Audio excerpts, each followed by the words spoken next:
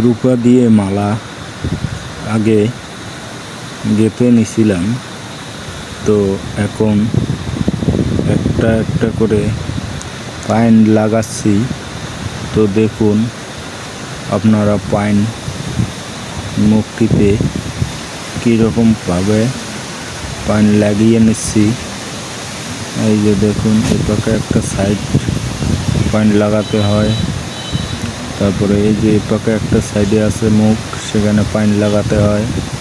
এই যে একটা এদিক দিয়ে আর একটা মুখ, এই যে এখানে একটা মুখ, আলতো আলতোভাবে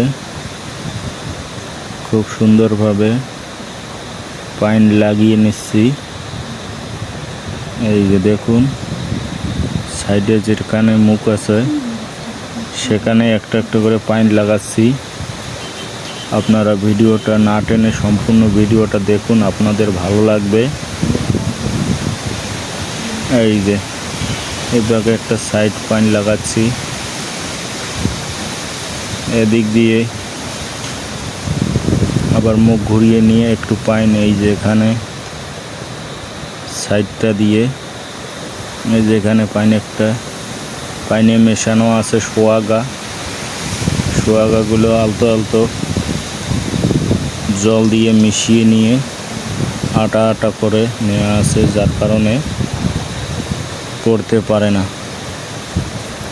আটকিয়ে নিচ্ছি, নেওয়ার শেষে তারপরে দেখবেন কিভাবে ঝালাই করানো হয়। আপনারা সম্পূর্ণ ভিডিওটা দেখুন, এর ঝালাই করানোও দেখতে পারবেন।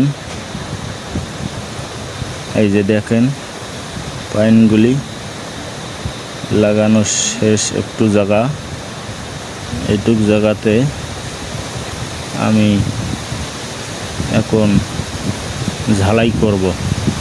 তো ঝালাই কিভাবে করানো হয় তা দেখুন, ধৈর্য সহকারে দেখলেই আপনারা বুঝতে পারবেন। এই যে একটা প্রথমে পাইন লাগাছিলাম, সেটার মুখটাতে এই যে ঝালাই আগুন দিয়ে করতেছি।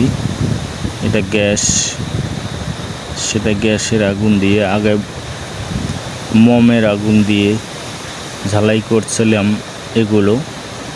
এখন আধুনিক যুগ, গ্যাস বাইর হয়েছে, গ্যাস দিয়ে ঝালাই করি। এভাবে সম্পূর্ণ মালাটা ঝালাই হবে।